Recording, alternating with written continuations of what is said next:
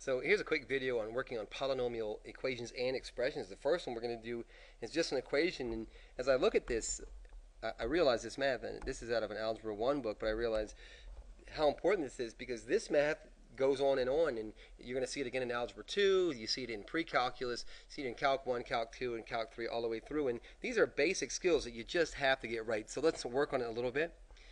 So we have y times the quantity y minus 12, and what that means is that we need to multiply this y over this quantity using the distributive property of multiplication over addition.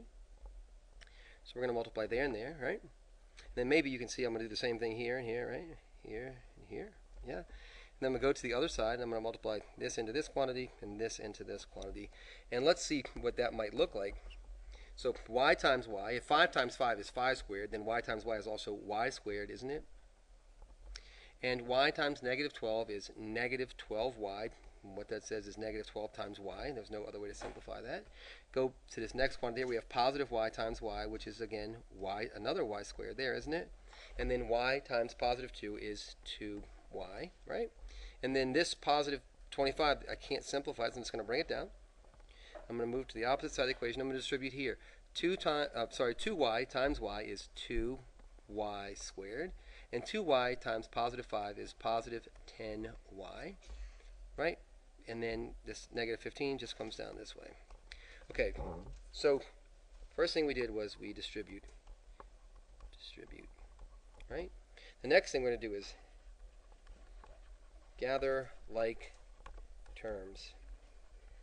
So we're going to gather our like terms, and you can see here that there's lots of values of y here, but what we need is the variable y and the same exponential value. So we have lots of y's, but here's a y squared and here's another y squared, isn't it?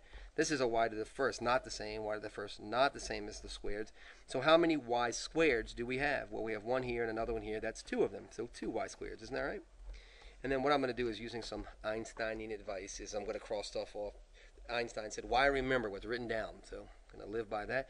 Here we have y to the first power, y to the first power. Here we have negative 12 of them. Here we have positive 2 of them, which gives us a total, use your calculator if you have to, of negative 10 y's, don't we? And we use that. There's nothing to simplify the 25 to, so I'm just going to bring it down, if you don't mind. And that's all I did, just brought that down to here. This equal sign right here is this equal sign. And then over here, is there anything that we can simplify? And I don't think that there is. Now in this case, because I'm looking at this for a second, I think I'm going to, this is what I'm seeing.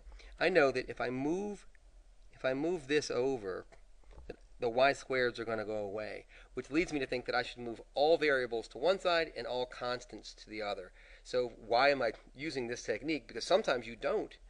I'm using that technique because I'm realizing, just by taking a look before I do any work, I realize that if I, this is what I'm seeing in my head. You know what, Charlie, if you add negative 2y squared here and negative 2y squared there, the 2y, all the squares go away, right? So that's leading me to think, you know what, I'm going to gather all the variables to one side. Which side? It does not matter. People get all hung up on it, doesn't matter at all. So 2y squared minus 2y squared is nothing. So I'll bring down my negative 10y plus 25, right? And then the same thing happens here. I have 2y squared here minus 2y squareds. They cancel, don't they? And we end up with 10y over here minus 15. And we know that's a positive, right? So there's our positive. Now, some people are thinking, oh, look, these are going to cancel out too. Well, take a quick look, another quick look, because they're not going to cancel out, are they? They're not going to cancel out at all. So what I'm going to do here is I'm going to add negative 10y, or subtract 10y from both sides, however you want to describe that. And get, see, I'm running out of room here. I'm going to do all my work. I'm going to do all this at one side. And I'm also going to add negative 25 to both sides. Negative 25 to both sides. Look what happens. Right? If I add negative 10y plus negative 10y, I get negative 20y, right? 25 minus 25 is 0, so it doesn't do anything there. 10y minus 10y is 0 here, right? But negative 15 plus negative 25 is negative 40, isn't that right? And then what? Lastly, divide by negative 20 on both sides, negative 20. And look, negative 20 over negative 20 is 1, and 1 times y is y. And we know that negative 40 over negative 20, a negative over a negative is a positive, and 40 over 20 is 2. So y equals 2. All right. Okay, here's another one. This one is just simplifying. Whoa. So we're just going to simplify this one a little bit. How we know we're simplifying? We know, well, first off, we know this is an expression because it lacks an equal sign. So this is not an equation. We can't solve it for a numeric value. Okay, so same thing we did before, right? We're going to distribute. We're going to distribute this into here and this into here, aren't we? And we're going to distribute this into here and this into here and to here. One of the biggest mistakes that's made in algebra is that people don't distribute completely. So you don't just distribute this to here, distribute it all the way through. So distribute this into 1, 2, 3 terms, distribute this into 1, 2 terms here, okay? So here we go. 4 times 3d squared, well, 4 times 3 is 12, and 12 times d squared is 12d squared, isn't it? 12d squared. 4 times 5, whoa. Sorry, 12d squared, keep going, plus 20d, right? Remember, this is not just d, it's negative d, right? That's really important, negative d. And a negative times a positive is a negative, and d times d squared is d to the third power, isn't it? And d times, a negative times a negative here is a positive, and d times 7d is 7d squared. How am I doing? I think I'm doing okay, right? All right, and negative d times 12 is negative 12d. Let's see, is there anything that we can simplify? And there is, look, there is. These are all variables of d, but we have to match their